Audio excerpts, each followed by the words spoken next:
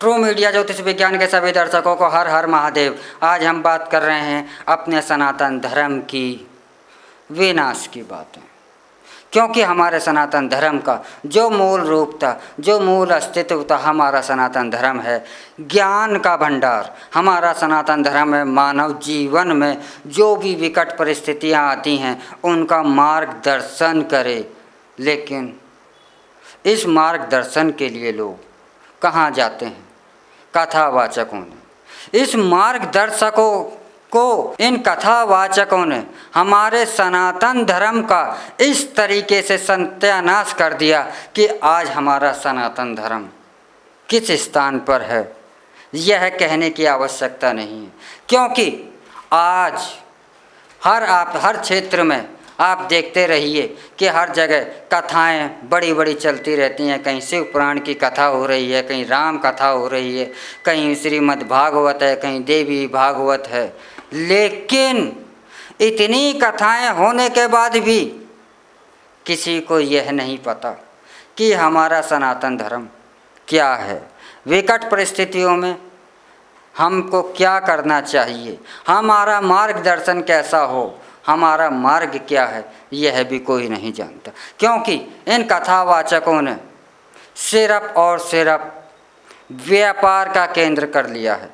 राम कथा सुनाने वाले, राम कथा को, जो कि राम कथा को एक पूर्ण ज्ञान का भंडार है, मनुष्य की सभी समस्याओं का समाधान है, लेकिन राम कथा को क्या, एक दर्द भरी कथा सुना करके, उनकी संवेदनाओं को खेल करके, आंसुओं को दिखा दिखा कर, लोगों को रो रो कर और लोगों को रुला रुला कर एक दर्द भरी, एक ट्रेजेडी भरी कहानी भर बनाकर रख दिया है। अरे रामायण क्या है, अरे राम कथा क्या है, पहले आप इसके बारे में तो जान लो। लेकिन नहीं, क्योंकि खुद तो ये गर्त में गिरे ही हुए हैं, क्योंकि ये राम कथा कहनी है, इनको हर समय इसी चाहिए, पंडाल में इसी चाहिए, लाखों रुपया कथा कहने के लिए चाहिए, इतना पैसा भी चाहिए तब कथा कहेंगे। चलो वह भी ठीक है, आप कहिए लीजिए, लेकिन समाज को आपके द्वारा की गई कथा से समाज का क्या मार्गदर्शन हो रहा है? राम कथा विकट परिस्थितियों में आपका मार्गदर्शन करती है।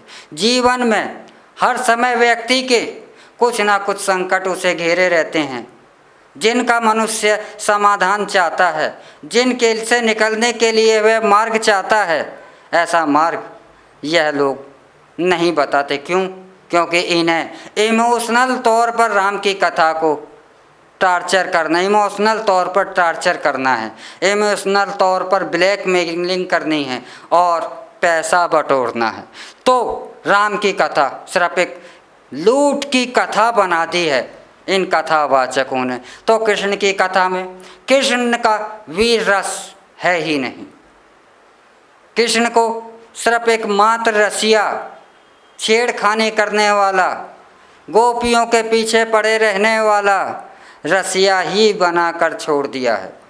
बस राम कथा है, राधे कृष्ण करते रहिए और कुछ नहीं है। अरे राधे कृष्ण करने से जीवन का उद्धार नहीं होता। जो भगवान कृष्ण ने जो मार्ग बताया है, जीवन उन्नति के जो रास्ते राम ने बताए हैं, जो रास्ते कृष्ण ने बताए हैं, उन रास्तों पर चलने के लिए मनुष्य का मार्गदर्शन करना चाहिए।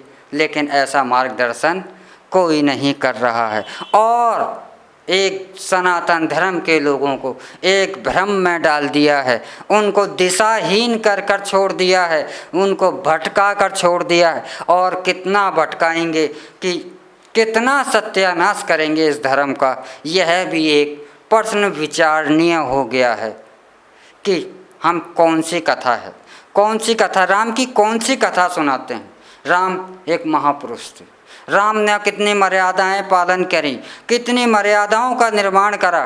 क्या किसी मर्यादा का बताया कि विकट स्थिति में किस तरीके से चलना चाहिए? नहीं।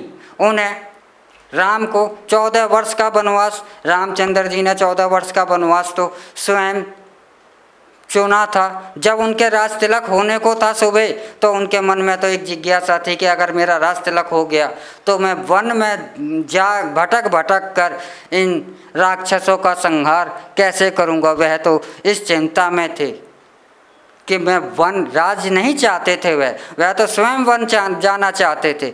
लेकिन राम का जो चाहते थे उसको भी इन्होंने, राम पर कितना दुख पड़ा, माता सीता पर कितना दुख पड़ा।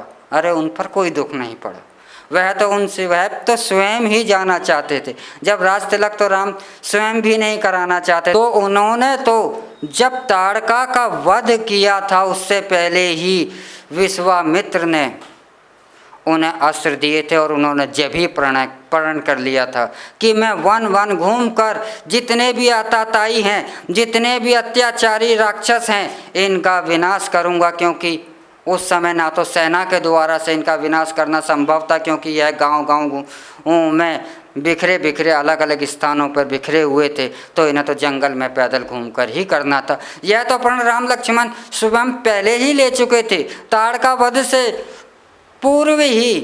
तो जब राज तिलक की बात थी तो उस समय तो वह इसी संकट में थे कि जो मैंने प्रण लिया है तो मेरे प्रण का क्या होगा जब मैं राजगद्दी पर बैठ जाऊंगा। तो मैं राजगद्दी पर नहीं बैठना चाहता।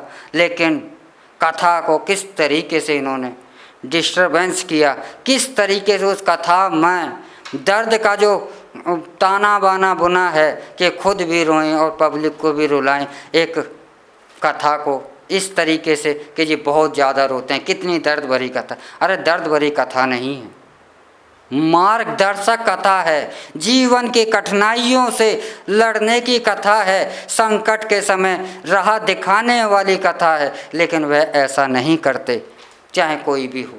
तो जो सत्य है, सत्य मार्ग देने वाला संत पुरुष कहा जाता है। संत का अर्थ होता है, सन्यासी का अर्थ होता है कि वह समाज को रास्ता दिखाए। लेकिन यह रास्ता नहीं दिखाते, जो रास्ता अगर कोई देख भी रहा है तो उस रास्ते को भी बंद कर कर सिर्फ उससे लूटना चाहते हैं। और इन्होंने लूट कथा बना दिया है कथाओं को। तो ऐसा विनाश किया है कथावाचकों ने सनातन धर्म का। तो मैं तो यही कहूँगा कि इन कथावाचकों को स्वयं बुद्धि आनी चाहिए और सनातन धर्म के रक्षार्थ के लिए स्वयं को बदल कर आप सही मार्ग समाज को दिखाएं। बहुत से कथावाचक हैं जो कि यह कहते हैं कि अगर हम कथा कर रहे हैं, कहीं से अजान की आवाज़ आ रही है तो आप रुक जाइए। अरे क्यों रुक जाएं? आपकी कथा हो रही है तो क्या वे रुक जाते हैं? लेकिन नहीं, कुछ कथाएं अल्लाह हो अकबर ही अपने मन से गाने लगते हैं। तो ऐसे कथावाचकों को शर्म तो आनी चाहिए। इनको तो चुल्लू भर पानी में भी डूब जाना चाहिए कि हमारा सनातन धर्म क्या है और ये क्या कर रहे हैं। कितना बेड़ा गर्क करेंगे समाज का भी और अपने सनातन धर्म का भी। तो इन्हें तो स्वयं सोचना चाहिए और स्वयं जागना चाहिए। इसी के साथ हम आपसे विदा लेते हैं। अगले एपिसोड में फिर मिलेंगे और हमारे द्वारा दी गई जानकारी आपको कैसी लगी यह कमेंट बॉक्स में अवश्य ही कहें। हर हर महादेव। अगर आप ये वीडियो YouTube पर देख रहे हैं तो हमारे चैनल को सब्सक्राइब करें और बेल आइकन को दबाना ना भूलें। अगर आप Facebook पर ये वीडियो देख रहे हैं तो हमारे पेज को लाइक करें।